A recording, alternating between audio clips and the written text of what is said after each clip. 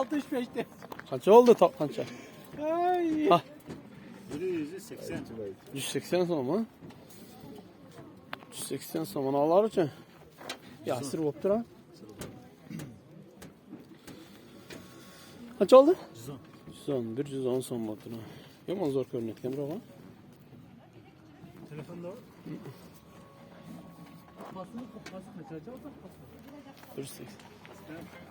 Mana bugun Qarabağ bozori 3-kun. Bugün 12'si 11'i mi? 12 Mart.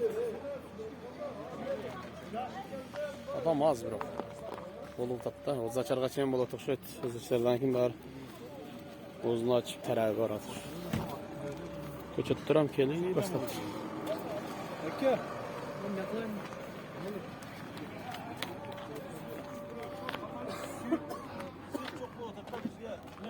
Qancha oldi?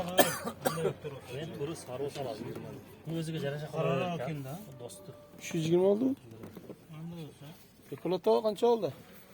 320. Kanalam Zo'r keldi ana, o'tdi, YouTube zo'r kanal. o'tdi. 320 oldu ekan. Bakkanbay.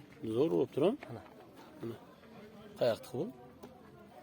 Postni ochishini kutib o'tirasizlar, saterlar mana sen normalniy turi. Tuppa to'g'ri aytasan. O'ziklar sig'ib, pichil jeydi va. Shu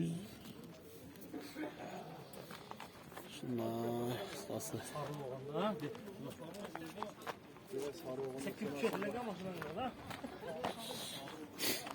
Ha, bargak satıldı. 177 so'mga ketdi. 3 so'm etib berdi. Satıldı ona. Fabrikos. Sveti zo'r ekan biroq. Aydaroq biroq sveti agon.